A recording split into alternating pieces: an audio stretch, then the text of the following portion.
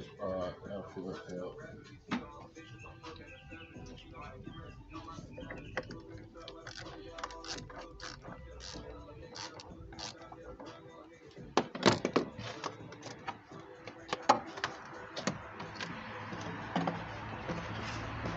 See this over to the side. Oh man, I need for that. I'm gonna prop it up real good. Then we'll see what all we got going on here. We need the pressure. So we let the engine cool down for a while so everything should be pretty cool. So we look down in here. It's just the water pump. So we're going to take the serpentine belt off. This is the tensioner pulley right here.